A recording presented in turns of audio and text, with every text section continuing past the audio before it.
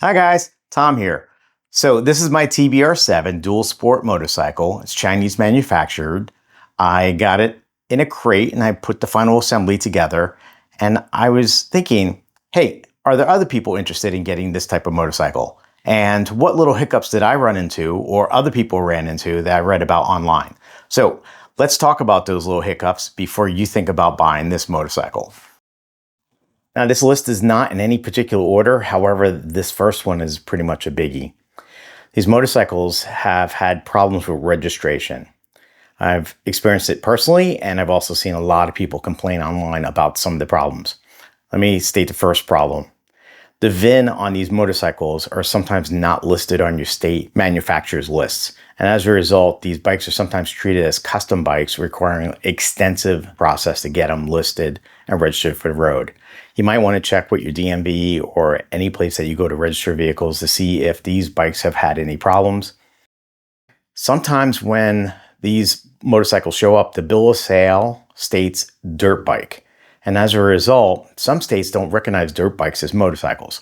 So if you get a bill of sale that says dirt bike and you try to register it, the state may not recognize these motorcycles. So what you want to do is make sure the seller understands that this is a motorcycle and it needs to be listed as such on the bill of sale. If you buy this motorcycle from like a third party, like an online retail service, just throwing some examples out there like Walmart, Amazon, there's nothing wrong with those websites. It's just that it's complex with this type of bike. They collect the sales tax, and that's expected because it's an item being sold on their website. However, when you go to register, some people have complained that they were not able to prove that the sales tax collected actually went to the DMV to allow the motorcycle to be registered, requiring a second time that they had to pay a sales tax or a registration tax, whatever it is, but they end up paying twice. I went with an importer, didn't get charged a sales tax, and then I paid the tax when I registered my TBR7. Just be prepared, do your research before you go forward with the purchase. Another issue, a lot of the nuts and bolts that are already pre-installed come loose. The nuts and bolts that you go to install will work themselves loose. So thread locker is your friend. Just buy a whole bunch of thread locker. I used a blue type.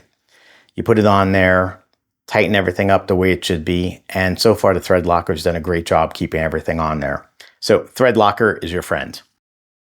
So another problem is the metal that's used for the nuts and bolts seems to be really soft. So they tend to round off really easily. So be careful, or you can just replace them. A lot of the items here can be replaced at your local hardware store. I've destroyed a couple bolts and nuts and just went down there with them and I got them sized up with no problems. Just be careful and go easy as far as when you're tightening things. So another thing you'll probably notice when you get this bike is it comes pre-rusted. There's a lot of little gaps and nooks and crannies that are missed by the paint. And I guess in transport, exposed to the environment, a lot of rust develops. Also notice any place I scrape or scratch, it tends to develop rust there pretty quickly. Very characteristic of this bike, being a dirt bike, it's got some rust, it got some dirt on it. It just goes with how it looks. So I'm okay with it. Just be prepared. You might need a little touch-up paint here and there if those little spots of rust bother you. So when you get this bike, it really sips fuel, and in the process, it runs really lean. As a result, you lose a lot of power. About 90% of the throttle open, I noticed that the bike would bog out. So as a result, I took the stock carburetor, which is here right now, and I tried to make adjustments, but all the spots are plugged up. So I just basically took this carburetor out and I put an aftermarket carburetor in. Now I've done it twice, and I have to say both of those aftermarket carburetors worked really well. One particular concern people run into is the gearing on a motorcycle is extremely low. The first gear, the range is really, really short and narrow. And as a result, you're going to shift right out of first into second right away. You can't really ride around in first gear. The bike goes too slow. It's lurchy. So a lot of times you just end up just replacing the gears in there. Be prepared, however you ride, that the stock 15-tooth sprocket may not be the best sprocket for how you ride. So anticipate you'll probably be upgrading that. Another little item is this kickstand. It doesn't really lock. So what happens is if you leave the bike running or it's on a ground that's not perfectly level, the bike can move forward, collapsing the kickstand and the bike drops. And you can smash your handguards, bend your levers, or do some body damage. So be very careful how you leave your bike. I prefer not to leave it running on the kickstand. I'd rather have it off, and I make sure the ground is level, or I make sure that the bike can't roll. Now, the first thing I was looking for when I received my TBR7, I opened up the box and I looked inside. There was no instructions. So I went online. It's fairly simple. Just be prepared. Look online. You'll find people have instructions. We have some links below to some forums and some web pages you can use as references. But just if you're a type of person that needs an absolute perfectly detailed set of instructions, the TBR7 may be a challenge for you.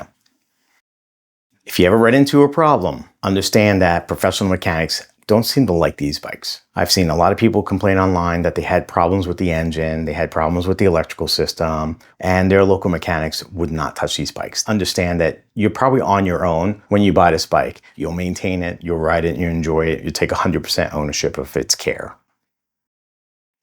All right, so that sounds like a scary list. You're probably already shutting off the video. Please wait, give me a moment. There's one last thing about this motorcycle you should know about before you buy a TBR7. It's a great bike. It was low cost of entry for a motorcycle. It's got a lot of options. And more importantly, it's got like a cult following. And people will come out of the woodwork to help you try to get the most out of your TBR7. Point is, you're really going to enjoy this bike if you like to tinker on a bike, take ownership of a bike, ride the bike, not be scared of dropping it, and really enjoy that you're a part of a group of people that find a lot of fun and enjoyment owning and riding this bike. This is my 4th riding season with this bike. I've done quite a bit of customization on it. I've beaten it up, a lot of mods, and I would buy it again. That's all I'd have to say. I would definitely buy it again. It was cheap, fun, customizable. I enjoyed it. Hey, if you lasted this long, thanks a lot. I really appreciate your time. And you know what?